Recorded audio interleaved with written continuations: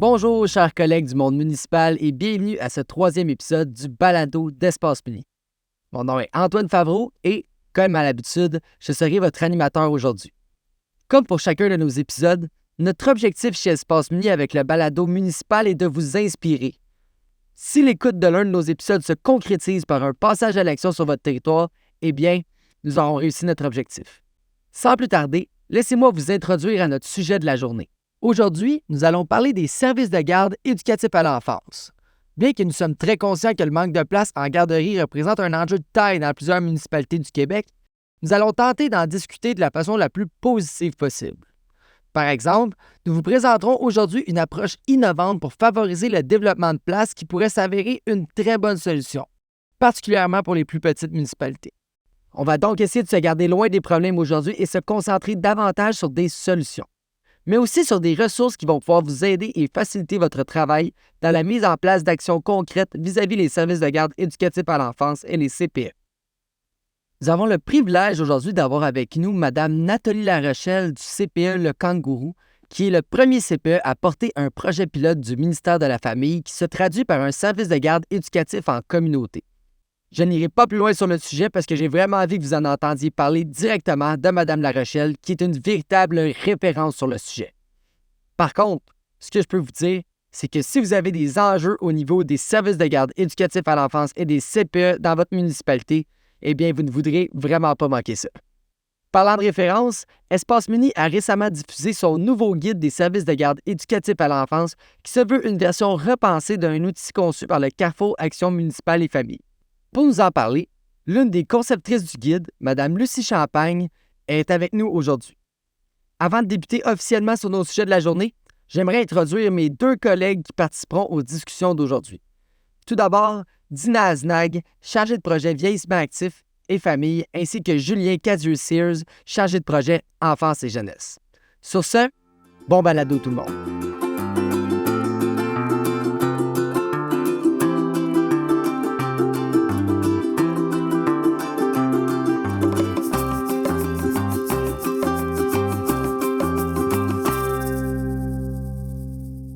Bonjour mesdames, bonjour monsieur, comment allez-vous aujourd'hui? Bonjour, Bien, ça va merci. bien? Très bien, très bien. Good. Tout d'abord, j'aimerais vous remercier d'avoir accepté l'invitation de participer à cet épisode du Balado municipal pour venir discuter avec moi de services de garde. Vraiment, c'est très apprécié. Je sais que c'est un sujet qui pousse plusieurs personnes du monde municipal à se gratter la tête en se posant des questions, en fait, comme, tu sais, qu'est-ce que je vais faire avec ça dans ma municipalité? Comment je vais m'y prendre? Ou aussi, par où est-ce que je commence pour essayer de répondre à la demande? Mais avant d'entrer dans ces aspects-là du sujet, je voulais savoir pour toi, Julien, en tant que chargé de projet enfance et jeunesse, pourquoi c'est si important les services de garde? Ben Antoine, effectivement, tu as bien raison, les services de garde, c'est super important pour une communauté. Moi, je suis un jeune papa, donc évidemment, pour les parents, ça va de soi.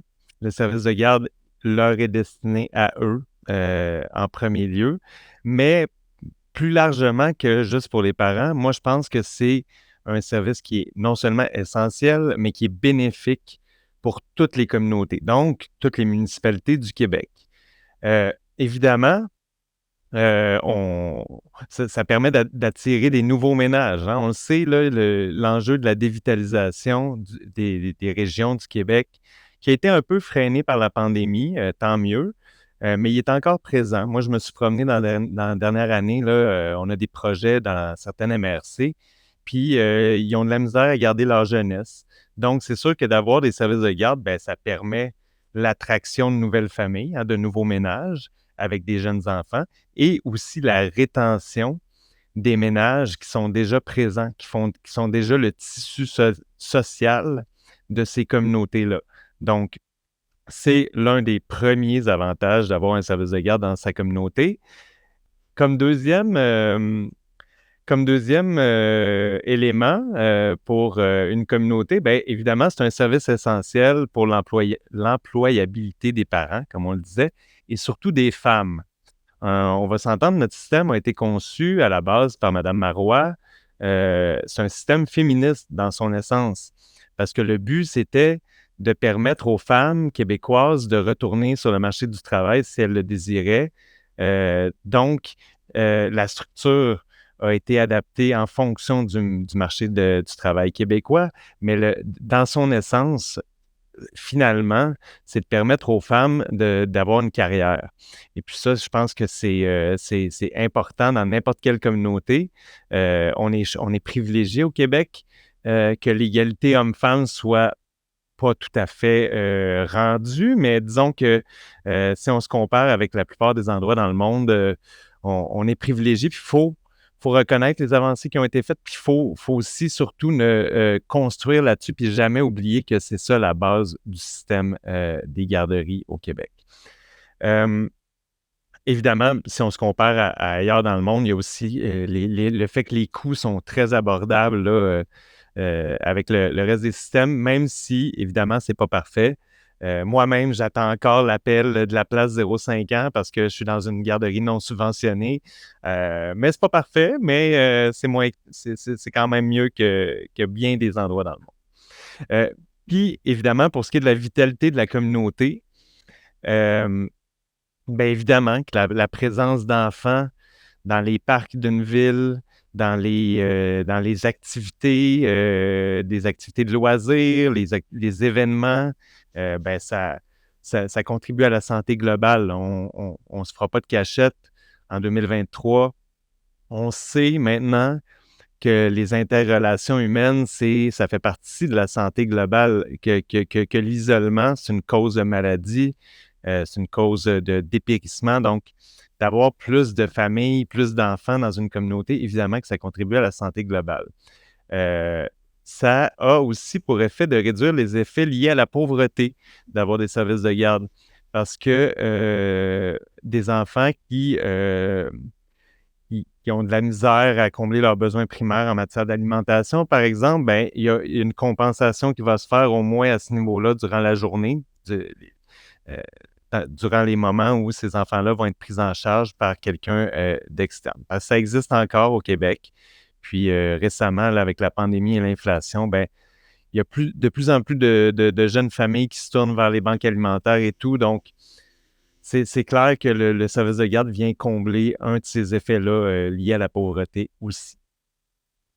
Donc, c'est un peu le tour d'horizon de pourquoi, pour une communauté, c'est important d'avoir des services de garde en petite enfance. Je ne sais pas si mes collègues, ça les interpelle d'une façon ou d'une autre. Ben, moi, c'est sûr, Julien, quand tu parles là, niveau des familles, que ce soit de la rétention ou l'arrivée de nouvelles familles, je pense qu'on est vraiment rendu à un point où il y a certaines familles qui vont vraiment choisir l'endroit où est-ce qu'ils vont aller vivre en fonction de ces services de garde-là. Tu sais. Je pense que c'est vraiment important que pour une communauté de l'avoir, comme pour d'autres aussi éléments que tu as mentionnés, là, que pour les enfants, pour la vitalité des communautés, c'est sûr que c'est le fun d'avoir des enfants dans les parcs, mais tu sais, c'est un avantage pour une ville ou une municipalité d'avoir ça sur son territoire et je dirais même que c'est un plus grand désavantage aussi de ne pas en avoir parce que là, si tu es une famille, que tu t'en vas t'installer sur un territoire et qu'il n'y a pas accès à aucun service de garde, comme tu l'as mentionné, l'employabilité des parents, mais là, ça va être vraiment difficile pour eux de pouvoir se dire, ben regarde, on va travailler je vais faire travailler comme je le souhaite, faire ce que j'ai envie de faire comme travail, mais peut-être qu'il ne va pas nécessairement pouvoir à cause qu'il se dit, ben regarde, moi, je dois, par exemple, 3 jours par semaine, être toute la journée avec mon enfant. Donc, je vais peut-être devoir refuser un certain poste ou quelque chose comme ça. Mais tu sais, en général, pour les municipalités, c'est super important aussi d'avoir ça. On le sait, on veut des citoyennes, des citoyens sur son territoire, puis je pense que ça, c'est une excellente façon d'y arriver, là. Ben, tu l'as dit, Antoine, c'est névralgique. C'est-à-dire qu'une municipalité où il n'y a pas de service de garde va perdre ses familles. C'est rendu, on est à un point dans la société où rares sont les familles où les deux parents ne travaillent pas. Donc, c'est clair que l'accessibilité à des places, c'est un enjeu. Maintenant, les municipalités ont plein de beaux outils pour mettre des places ou offrir de nouvelles places en garderie sur leur territoire. Puis c'est ce qu'on va découvrir dans le reste du balado. Mais évidemment, on est conscient que la plupart des milieux municipaux en veulent des services de garde. Ils en souhaitent. Ils savent juste pas comment s'y prendre, comment les mettre en place, par quelle voie arriver à leur fin. C'est pour ça on va venir détailler tout ça avec nos collègues par la suite. Au niveau de son contenu, on peut dire déjà que le système des services de garde éducatifs à l'enfance a une triple mission. La première, son premier objectif, c'est d'assurer le bien-être, la santé et la sécurité des enfants qu'ils accueillent. Donc, évidemment, quand tu confies ton enfant à quelqu'un pour la journée, ben, tu t'attends à ce qu'il revienne en bon état, pas trop de pocs, hein? Même si ça arrive que ces temps-ci, bon, je me fais avertir que ma fille, elle pousse un peu les amis pour des jouets. En général, il y a des adultes qui supervisent et ils reviennent à la maison sans trop d'égratignures. Offrir un milieu de vie propre à accompagner les jeunes enfants dans leur développement global. Ben, c'est exactement ce que tu disais, Antoine, c'est que c'est hyper important pour un enfant d'être socialisé dès son plus jeune âge. Ben, dès son plus jeune âge, on s'entend. Peut-être que dans la première année, on ne mettra pas notre enfant à la garderie tout de suite, là, mais dans la période 0-5 ans, c'est important que rapidement l'enfant soit socialisé avec d'autres enfants, oui, puis avec d'autres adultes. C'est des interactions humaines qui vont vivre toute leur vie, là, ces jeunes-là. Donc, c'est important de ne pas reporter ça parce que ça peut entraîner des problèmes plus tard. Ce qui est intéressant, c'est l'aspect global aussi. Oui, c'est l'aspect social, mais c'est tout l'aspect du langage, l'aspect affectif, l'aspect physique et moteur. Donc, on voit que quand on dit c'est le développement dans son ensemble, là, qui va être pris en considération dans un service de garde éducatif à l'enfance. Donc, c'est vraiment pas... Souvent, ce qu'on dit, c'est ce qu'on a voulu au Québec, on n'a pas voulu faire un réseau de parking d'enfants. On a voulu faire un réseau de services de garde éducatifs, donc qui est comme le premier maillon de toute la chaîne d'éducation. Donc, c'est là aussi une mission, c'est la mission importante du réseau des services de garde. Vraiment super intéressant. Merci beaucoup, Julien, pour ce tour d'horizon. J'aimerais maintenant revenir sur un élément que tu as mentionné un peu plus tôt, soit que les municipalités en veulent des services de garde, mais c'est au niveau des ressources que c'est plus difficile. Comme je l'ai dit en début d'épisode, nous sommes en mode solution aujourd'hui. C'est la raison pourquoi nous avons invité Nathalie Larochelle du CPE Le Kangourou, le premier centre de la petite enfance à porter le projet pilote des services de garde en communauté et en entreprise. Elle est justement avec nous pour nous en parler. Dina, je te laisse mettre la table. Je te remercie, Antoine. Bonjour. Moi, c'est Dina Aznag. Je suis chargée de projet famille et vieillissement actif chez Espace Uni. Je m'excuse un peu parce que j'ai pas beaucoup de voix. Donc, ça se peut que ma voix ne soit pas assez forte et ne résonne pas assez fort.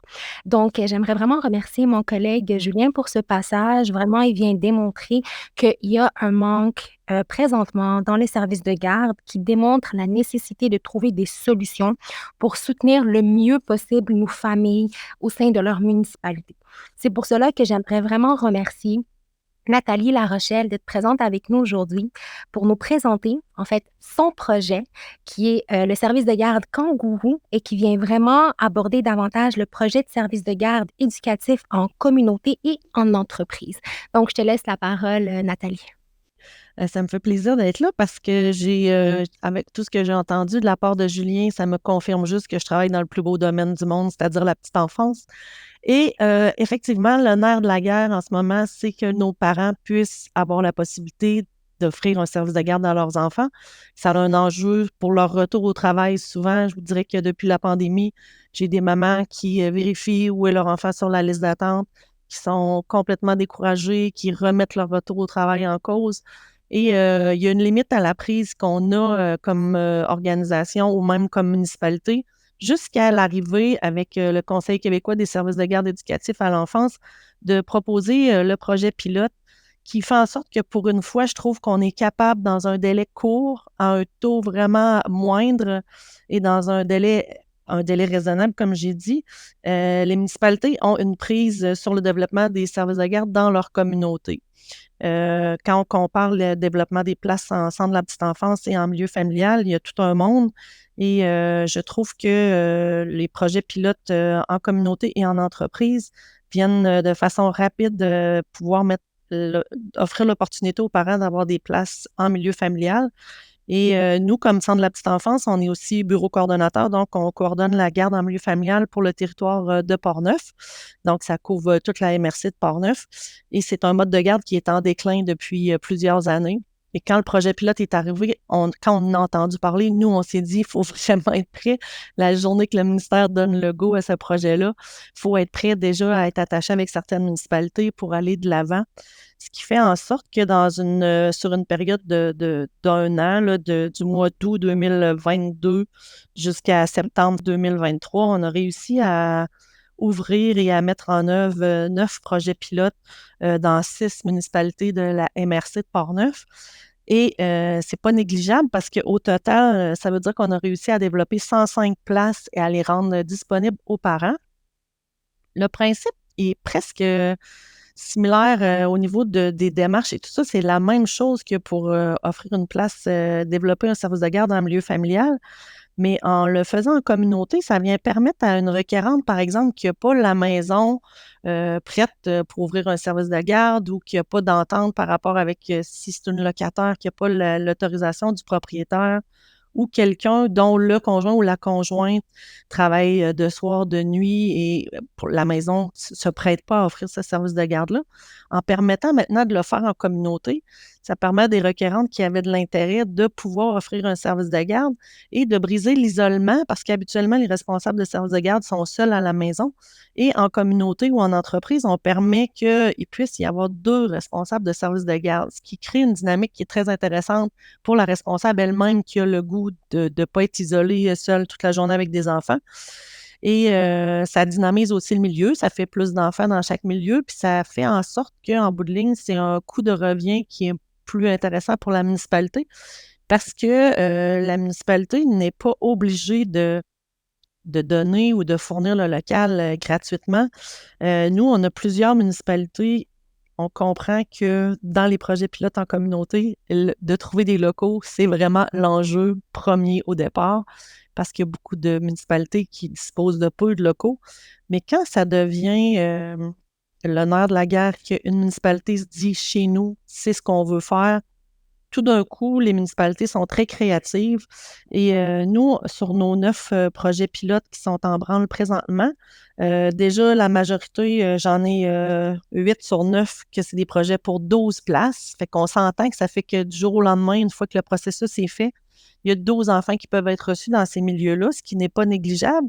Il n'y a pas de limite à ce qu'une municipalité puisse avoir plusieurs projets. Fait que nous, dans Portneuf, pour la municipalité de Pont-Rouge, on a 3 projets pilotes en branle, ce qui fait que pour cette municipalité-là, là, en quelques mois, il y a eu 33 places de plus d'offertes pour les parents de la municipalité. C'est certain que c'est une municipalité de moyenne taille, là, fait qu'il y a beaucoup d'enfants, fait que ça paraît peut-être pas tant que ça qu'il y a 33 places de plus. Mais quand on pense à des municipalités de petite taille où il ne pourra jamais y avoir de développement de CPE, puis où le service c'est pas ça qui est nécessaire, ben, un milieu en communauté pour offrir 12 places dans une municipalité qui a peu d'enfants de 0,5 ans, ça vient répondre complètement aux besoins et ça peut aussi accommoder les parents qui soit n'habitent pas la municipalité, mais travaillent aux alentours. Donc, nous, présentement, on maintient le tempo. Comme je vous dis, on était convaincus que c'était l'avenir de la garde en milieu familial. On était prêts. C'est l'équipe au complet qui y croyait. On met les effectifs pour pouvoir faire le processus assez rapidement. Donc, entre août 2022, quand on a commencé le premier, et cette année, on est encore à arriver à développer les services à l'intérieur de 3 mois. Donc, en 3 mois, on réussit à faire le processus de reconnaissance avec la responsable. On prend des contacts soit avec les municipalités ou les municipalités prennent contact avec nous. Puis ensuite, on annonce qu'on a la possibilité d'ouvrir un service en communauté. Donc, parfois, c'est la municipalité qui nous contacte. Parfois, c'est les requérantes qui disent « Si vous avez un local dans telle municipalité, moi, je serais prête à l'opérer. » Puis ensuite, la municipalité a un bail avec ses responsables de services de garde-là. Une fois que le processus est fait, c'est une entente financière entre elles. Nous, nos 9 projets, présentement, il y a des municipalités qui offrent les locaux gratuitement. Sinon, là, ça joue aux alentours de 300 $ par mois que la municipalité facture dans le bail, dans l'entente que la municipalité prend avec la responsable de garde, qui fait en sorte que pour une municipalité, c'est quand même quelque chose qui peut se faire assez rapidement. Il y a des municipalités qui en font plus. Ils vont offrir du matériel, ils vont offrir des services, faire le déneigement. Il n'y a comme pas de limite dans ma tête à ce qui peut être fait en ce moment. Et c'est fait pour nos enfants, pour nos parents, pour nos familles. Et les municipalités qui habituellement n'ont pas de temps de prise sur le développement des places quand c'est le temps d'ouvrir un CPE, quand c'est le temps d'en ouvrir en communauté, les municipalités qui y croient, qui mettent les ressources, qui font des choix, oui, de sacrifier des locaux qui avaient peut-être d'autres vocations, mais peuvent le faire à un moindre coût et répondre aux besoins des parents de leur communauté. En ce sens, je trouve que ces milieux-là sont vraiment très pertinents. Dans notre expérience à nous, sur nos 9 services, parce qu'on a un 10e là, qui a été autorisé, mais qui n'est pas encore en fonction, tous les projets sont en partenariat avec, oui, la municipalité, mais comme je vous dis qu'il n'y a pas de limite à la créativité, on a un projet qui est en collaboration avec le CIUS pour favoriser l'intégration des enfants, des infirmiers et infirmières qui arrivent de l'étranger. Et on a un projet qui est mon projet Chouchou, qui a été fait en collaboration avec la municipalité, mais aussi avec le conseil de la fabrique. Donc, ce projet-là est né dans la sacristie de l'église de la municipalité de Saint-Léonard. Et je vous dirais qu'on n'a jamais vu tant d'achalandage sur le stationnement de l'église. Matin et soir, 12 familles vont conduire leurs enfants. C'est vraiment un endroit assez lumineux, c'est fenestré, ça l'a rendu vraiment le cœur du village très vivant. Pour la municipalité, c'est un plus. Pour la fabrique, oui, on a eu à demander des dérogations, puis à articuler tout ça là, autour de vouloir favoriser de la place pour les enfants dans la communauté. Mais ça donne un service de garde qui est vraiment fabuleux. C'est une belle façon de récupérer les églises du Québec qui sont délaissées depuis des décennies. Je trouve que c'est magnifique comme projet quand même. Oui, puis en prenant seulement la sacristie, c'est quand même pas la partie de l'église qui était peut-être la plus utilisée ou la plus fréquentée, mais c'est, tu sais, en tout cas, nous, dans Port-Neuf, c'est vraiment, on a beaucoup de vieilles églises, de grosses églises. Les sacristies, c'est magnifique parce que c'est fenestré, il y a des vitraux, c'est vraiment très, très... En tout cas, je trouve que c'est une façon de venir dynamiser un milieu de garde pour des coûts, comme je dis, qui sont très raisonnables. La municipalité peut aller plus loin si elle le désire. Mais si on travaille en partenariat, le bureau coordonnateur du territoire avec les municipalités, avec maintenant, on peut en avoir aussi en entreprise, les entreprises qui veulent pouvoir prioriser des places pour les employés de leur entreprise. Je trouve que c'est un beau levier pour attirer du personnel dans son secteur, comme on parlait tantôt, d'une municipalité à l'autre. Qu'est-ce qui fait que les parents vont décider de s'installer là? Mais c'est un peu la même chose. Qu'est-ce qui fait que quelqu'un va décider de changer d'emploi? Bien, présentement, si on peut dire « Viens travailler chez nous, je t'offre une place pour tes enfants en garderie », je vous garantis que c'est un levier qui n'est pas négligeable. Donc, je pense que c'est que positif. Des fois, ça nous est arrivé là, que dans les enjeux, on n'avait pas, par exemple, de requérante qui était intéressée dans une municipalité ou celle qui est intéressée, finalement, le processus a avorté en cours de route. Mais dans la majorité des projets, je vous dirais que présentement, on a un seul service de garde qui roule comme, j'oserais dire à moitié parce qu'il y en a une des 2 requérantes qui est enceinte puis elle a son retrait préventif, puis c'est bien correct. Mais je veux dire que c'est quand même quelque chose qui se fait assez facilement pour un coût très raisonnable et dans un délai qui vraiment favorise pour les parents d'avoir une place et de pouvoir retourner au travail en paix et en sécurité. Quand vous parlez de requérantes, ça veut dire que c'est des personnes qui sont intéressées à être là avec les enfants, c'est ça? Oui, c'est ça. Tant que la responsable de service de garde, comme on disait tantôt, la RSGE n'est pas reconnue et qu'elle est en processus, pour nous, c'est une requérante qui manifeste un intérêt. Donc, elle doit faire le processus, faire les formations. Le processus, comme je disais, est le même et pas plus lourd en communauté ou en milieu familial. C'est le même processus. Donc, ça nous est arrivé qu'une municipalité témoigne avoir des locaux. On fait la visite des locaux pour dire si c'est conforme ou non. On dépose le projet au ministère de la Famille. On a le hockey du ministère de la Famille. Puis après, ça nous est arrivé là, qu'il y a eu un délai parce qu'on n'avait personne qui avait de l'intérêt pour offrir le service ou encore, comme je disais, quelqu'un qui a fait le processus, mais qui finalement, en cours de route, ça l'a achoppé. Mais de façon générale, pour un délai de 12 mois, avoir réussi à développer 105 places, dans 6 municipalités du comté, ben c'est sûr que c'est un développement ultra rapide parce que si on compare avec le développement des places en CPE, entre l'autorisation, la construction, tout ce qui vient avec le dessin des plans, tout ça, on parle de des projets d'1 an et demi, 2 ans, parfois 3 ans. Alors là, en une année, d'avoir réussi à offrir toutes ces places-là aux parents, entre le jour 1 et dire mon enfant peut fréquenter le service, on est encore dans notre moyenne là, de 2 mois et demi, 3 mois à chaque place. Fait que c'est quand même très court. Et pour les municipalités, comme je disais, c'est vraiment à moindre coût. Puis ils ont une prise dans le sens qu'ils peuvent choisir où ils les voient, ces services de garde en communauté. Ils peuvent eux-mêmes approcher des entreprises. Ils peuvent eux-mêmes revoir la distribution des locaux utilisés par la municipalité et favoriser d'en libérer pour prioriser ce type de service-là. Fait que c'est rare que j'ai vu en 30 ans de carrière que les municipalités ont autant de prise sur un projet et je trouve que c'est pour ça que c'est très pertinent pour les municipalités de se tourner vers les projets de garde en communauté ou en entreprise pour voir rapidement ajouter des services de garde de qualité pour les parents et les enfants de leur communauté. Ah, c'est ça, c'est super intéressant, tu sais, étant donné qu'on se comprend qu'il y a un certain processus à suivre, mais vraiment, je trouve que ce qui donne un plus à ça, c'est que, comme tu viens de le mentionner, Nathalie, c'est que c'est la municipalité qui a contrôle, dans le fond, là. Vraiment, elle va adapter son nouveau service en fonction des besoins de sa municipalité. Puis, tu sais, justement, on l'a parlé, moi, je trouve vraiment que l'Église, c'est une super idée. Tu sais, on le sait, c'est moins achalandé que ça l'était. C'est vraiment le fun de voir que ces endroits-là, qui, tu sais, qui ont de l'histoire et tout, qui sont justement revitalisés. Tout à fait. J'ai une autre municipalité où ils ont décidé de déménager, si je peux dire, les pompiers qui faisaient leurs rencontres, leur entraînement, tout ça dans une salle, puis ils se sont dit, bon, mais peut-être que ça pourrait se faire ailleurs, mais c'est comme le local qui serait le mieux adapté pour pouvoir y recevoir des enfants sans faire trop de modifications. Bien, de concertation, oui, c'est vrai qu'on pourrait, nous, changer de place, que, tu sais, les règles sont pas très exigeantes, pour offrir un service de garde, mais on comprend que ça prend une salle de bain, ça prend, des locaux qui sont à l'usage exclusif de ces enfants-là. On peut pas avoir du va-et-vient dans la journée, de gens qui viennent, si c'est, par exemple, on a plusieurs projets que c'est dans des locaux de l'hôtel de ville, bien, il doit y avoir, cette partie-là qui est utilisée pour les services de garde doit être sécurisée. Les parents ont un code pour entrer dans cette zone-là de la bâtisse.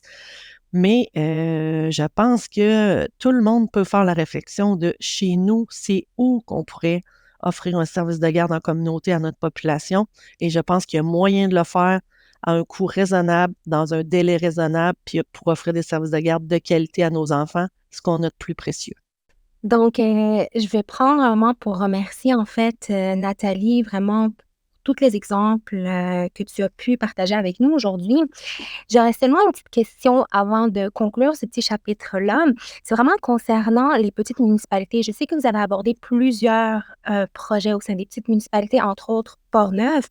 Par contre, est-ce que ces projets comme celle-ci pourraient être mis en place dans des plus grandes municipalités?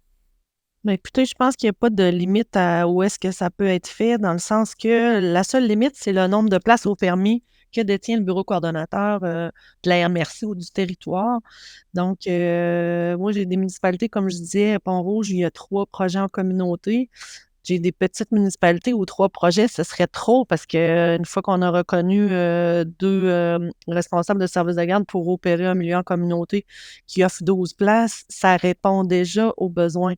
Mais si la municipalité est plus grande et que l'ouverture de la municipalité ou la disponibilité des locaux est là, moi, une municipalité pourrait en ouvrir 2, 3, 4, 5 parce que, comme je vous disais, les projets doivent être déposés dans un premier temps par le bureau coordonnateur auprès du ministère de la Famille. Comme c'est un projet pilote du Conseil québécois des services de garde éducatifs à l'enfance, il n'y a pas d'autres étapes et chaque mois, ils ont une réunion pour analyser les projets. Donc, de ce côté-là, ça se fait quand même assez rapidement. Donc, une municipalité qui a une population plus importante peut déposer plus d'un projet. Et jusqu'à maintenant, je vous dirais qu'il y a des projets où on a dû adapter des choses, mais il n'y a aucun projet qui nous a été refusé. Et on a eu le OK pour développer le 10e. Donc, je pense que de ce côté-là, il n'y a pas de limite pour les municipalités. Tout le monde peut y trouver son compte, puis tout le monde peut mettre l'épaule à la roue pour identifier les locaux et contacter le bureau coordonnateur du territoire pour qu'il puisse préparer et déposer le projet. Je vous remercie, Nathalie. Là, ça nous rassure, en fait. Donc, les petites et grandes municipalités vont pouvoir prendre exemple sur vous puis passer à l'action. Donc, sur ce, je vous retransfère à Antoine. Oui, donc vraiment, vraiment intéressant. Puis il y a certaines données qui sont sorties, Nathalie, de ce que tu nous as mentionné dans les dernières minutes. En fait, je vais les mettre un après l'autre. Je trouve ça quand même assez impressionnant. En un an, oui, oui, en un an, 9 projets pilotes dans 6 municipalités dans la MRC de Portneuf, ce qui totalise 105 places rendues disponibles en un an. Puis, tu sais, ça suit un peu le même principe que les services de garde en milieu familial, mais ça évite justement de faire ça chez soi pour les différents enjeux que tu as mentionnés tantôt, Nathalie. Puis, sur les 9 projets pilotes, il y en a 8 projets de 12 places et il faut prendre en considération qu'il n'y a pas de limite par municipalité. Par exemple, à Port-Neuf, non, excusez-moi, Pont-Rouge, c'est 33 places de plus qui ont été ouvertes justement dans cette municipalité. Vraiment, c'est super intéressant. En un an, c'est vraiment cool. Et aussi, c'est un processus qui se fait environ en 3 mois. Quand je regarde ça comme ça, ce sont des chiffres vraiment très impressionnants. Ce qui me va poser la question, en fait, pourquoi ça n'a pas été fait avant, tu sais? En plus, présentement, si vous souhaitez vous lancer dans une initiative de la sorte sur votre territoire, vous avez maintenant accès à un nouveau guide des services de garde éducatifs à l'enfance d'Espace Muni. En fait, c'est un outil qui accompagne votre passage à l'action dans tout ce qui touche les services de garde, en fait. Lucie, je vois qu'est-ce que nous a fait part Nathalie semble vraiment t'inspirer. Je sais que vous ne la voyez pas, vous, auditrices et auditeurs, mais si vous avez la même réaction que Lucie, je pense vraiment que le guide va vous interpeller aussi. Lucie, est-ce que tu pourrais nous parler davantage de ce guide sur lequel tu as travaillé? Les services de garde éducatifs à l'enfance, c'est aussi l'affaire des municipalités. Mais si c'est l'affaire des municipalités, bien, de quoi on a besoin comme municipalité, finalement, pour pouvoir passer à l'action? Puis, les objectifs, c'était vraiment selon où est-ce qu'on se situe. Hein, dans le fond, on entend Nathalie qui parle tantôt des projets là, en communauté. On a entendu Julien parler des services de garde. Bien, ça se peut que vous entendez ça, vous dites, hey, moi, le réseau des services de garde, j'écoute Julien, il y a plein d'affaires, je ne connais pas trop ça. Si ce n'est que les acronymes, RSG, il y a des CPE, il y a du milieu familial, il y a des installations. Hey, regarde, je pense que ça ne s'adresse pas à moi. Bien, justement, le guide, oui, il va s'adresser absolument à vous parce que, dans le fond, il y a toute une section qui est là pour expliquer sommairement qu'est-ce qu'on entend par dans le réseau des services de garde. Donc, qu'est-ce qu'on entend par milieu familial, installation, subventionné, non subventionné. Donc, on vient expliquer ces différents aspects-là. Si déjà vous connaissez le réseau, vous dites, ah, moi, je connais bien ça, j'ai des projets sur mon territoire, ou en tout cas, j'aimerais en avoir, bien, on a aussi toute une section qui est là pour développer plus de places en service de garde éducatif à l'enfance sur votre territoire. Donc, pour mieux comprendre la démarche à suivre, pour mieux comprendre, que ce soit, oui, en service, des services de garde en communauté, comme Nathalie présentait précédemment, mais aussi d'implanter des installations comme telles. Donc, c'est quoi les démarches, comment ça se passe? Il y a l'information que vous allez retrouver dans le guide. C'est aussi, vous allez me dire, ben nous, on n'a pas vraiment besoin de place, c'est assez comblé, ce qui est possible, hein? C'est possible parce qu'il y a des territoires qui sont, vous dites, ah, ben moi, il y a déjà des services de garde qui sont là. Ben, on a tenu compte de ça. Donc, Espace Muni a voulu dire, ben vous avez déjà des services de garde sur votre territoire, bien, comment vous pouvez les soutenir, ces services-là qui sont déjà implantés sur votre territoire?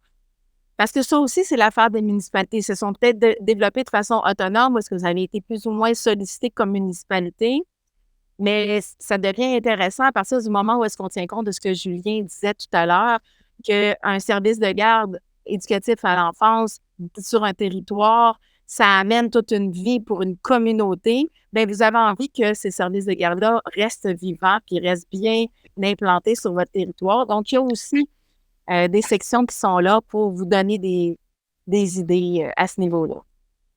Donc, mais je pense que c'est important, Lucie, ce que tu dis. Donc, dans le guide, il y a vraiment les modalités d'implantation, oui, mais il y a aussi des trucs, des astuces, des techniques et peut-être des voies de passage pour pérenniser l'offre de service puis faciliter le travail, dans le fond, des éducateurs et du personnel RSGE. Absolument. Ça. Puis si je peux ajouter à ce que Julien a mentionné aussi, donc oui, je suis totalement d'accord avec toi, mais aussi à différentes étapes où est-ce qu'une municipalité est rendue avec ses services de garde, que ce soit pas du tout de services de garde, avec des services de garde déjà sur son territoire. Donc, c'est pas juste l'implantation, mais aussi la constance justement de ces services de garde-là et de l'offre de service. Absolument, absolument. Puis c'est aussi cette idée-là de toujours de penser à c'est pas une business, là. C'est vraiment, on est au cœur de la vie de la municipalité avec un service de garde. Oui, bien sûr, ça permet à des parents d'amener leurs enfants pour pouvoir aller travailler, mais qu'un des parents puisse aller travailler, ils peuvent contribuer aussi à la municipalité de cette façon-là. Après ça, il y a, entre autres, comme par exemple dans des CPE, donc des centres de petite enfance. D'ailleurs, en passant, j'en profite pour dire que quand en 97, Pauline Marois qui voulait créer un réseau de services de garde, ben, c'était les réseaux de centres de petite enfance. Pour remarquer que dans le centre de petite enfance, on ne parle pas du tout de garde, on parle vraiment de petite enfance. Donc, le rêve à ce moment-là, c'est vraiment d'avoir un lieu où tous les parents d'enfants de 0-5 ans pouvaient aller, peu importe le besoin pour lequel il y avait besoin d'aide, que ce soit donc, oui, bien sûr, de la garde à temps plein, des haltes garderies, mais en principe, un centre de petite enfance, c'est aussi où est-ce qu'on pourrait aller pour rencontrer une infirmière, rencontrer des médecins, avoir des ateliers de parents. Bon, c'était le rêve de 97, on est encore à consolider pour le service de garde au niveau des CPE. Donc, ça, il faut le garder en tête. Puis c'est là que les municipalités peuvent être vraiment utiles. Donc, comme je disais, c'est que comme municipalité aussi, c'est sûr que quand on entendait Nathalie, oui, les municipalités, bien sûr, peuvent fournir un terrain, fournir un local, s'assurer que des parcs soient facilement accessibles, voire à mettre des corridors de transport autour des services de garde plus sécurisés.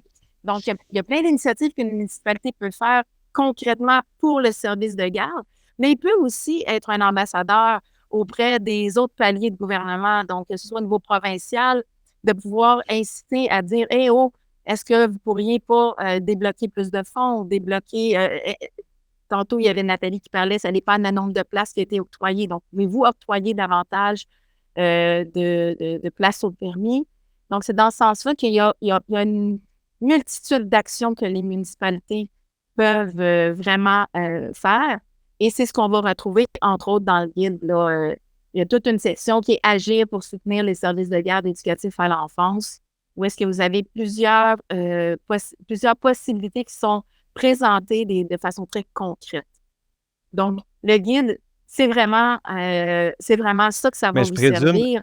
Je présume aussi que dans le guide, on doit retrouver des initiatives inspirantes. On a une section où on peut aller voir ce que les autres ont fait? Effectivement. Donc, au-delà de certaines connaissances qu'on peut y retrouver, comme je disais tantôt, des connaissances sur le réseau, il y a aussi des aspects sur le rôle juridique des municipalités, donc qu'on peut retrouver. Donc, ça, c'est plus au niveau des connaissances. Mais on va aussi retrouver effectivement des initiatives inspirantes. Donc, autant de municipalités de grosseurs différentes. Donc, on a Saint-Émond, Sainte-Martine, Victoriaville, mais on a aussi des MRC, donc qui ont eu des initiatives intéressantes. Puis on a des choses très concrètes, comme je disais tout à l'heure, donc comme Sainte-Martine qui a donné un terrain pour la création de places. On a Saint-Aubert qui a acheté et rénové un bâtiment pour la création de places en service de garde. Mais on a aussi la MRC du Granit qui a créé un comité, garderie pour soutenir une variété d'initiatives. Donc, il y a aussi cette préoccupation-là, donc qui va de vous présenter des initiatives inspirantes qui sont de différents ordres. Ah ben merci Lucie, c'est vraiment intéressant. Puis pour celles et ceux qui s'intéressent là, à la maison, en fait, il y a une capsule audio qui a été conçue, étant donné que Lucie nous a parlé beaucoup aujourd'hui de l'essence et l'essence du guide et qu'est-ce qu'on y retrouve. Eh bien, si vous voulez avoir peut-être davantage de de contenu, eh bien, il y a une capsule audio qui a été conçue, qui est disponible sur le site web d'Espace Muni. Donc, je vous invite peut-être à aller consulter ça et par la suite, vous pourrez aller consulter dans le guide directement les éléments qui sont mentionnés dans cette capsule audio-là, que vous voudriez avoir plus de détails, sur ces différents sujets-là. Donc, tu sais, j'ai envie de dire, là, aujourd'hui, avec l'initiative de Nathalie, le projet pilote, le guide qui permet justement de faciliter le passage à l'action dans la municipalité, bien, je pense vraiment qu'on a la possibilité ici pour les municipalités, grandes ou petites, justement d'aller plus loin avec les services de garde, de trouver des façons, des alternatives pour ouvrir de nouvelles places sur leur territoire. Comme j'ai mentionné en entrée de jeu, on était en mode solution aujourd'hui. Chères auditrices et chers auditeurs, j'espère que vous avez su trouver des idées et de la motivation pour vous attaquer aux enjeux des services de garde au sein de votre municipalité. Comme on fait chez Espace Muni, peu importe le projet, on cherche à vous inspirer, vous outiller et vous accompagner. Donc vraiment, avec les sujets qu'on a partagés avec vous aujourd'hui, j'espère qu'on a pu répondre à vos besoins dans l'un de ces 3 piliers-là d'Espace Muni. Donc voilà ce qui met fin à ce 3e épisode du balado municipal sur les services de garde. J'aimerais saluer chacune des personnes qui a participé avec moi aujourd'hui. Tout d'abord, Nathalie Larochelle du CPE Le Kangourou. J'espère que votre histoire en aurait inspiré et motivé plusieurs aujourd'hui. En fait, si les gens ont des questions et qu'ils souhaitent vous contacter, est-ce qu'il y a une façon de communiquer avec vous? Oui, je les inciterais à prendre mon adresse courriel qui est cpelecanguru, LARN, @globetrotter.net. Ben, merci encore une fois, c'était vraiment super intéressant. Et merci, Lucie, non seulement pour ta participation aujourd'hui, mais aussi pour ton implication sur le guide que je suis certain va être très utile pour plusieurs personnes et par le fait même plusieurs municipalités. Merci à toi, Antoine. Finalement, mes chers collègues Dina Aznag et Julien Cadieusius, ça fait un plaisir de collaborer avec vous aujourd'hui dans cet épisode. Pareillement, mon cher Antoine. Encore merci, Antoine. Et nous, eh bien, on se retrouve un autre jour pour une prochaine édition du Balado municipal. Bonne journée tout le monde.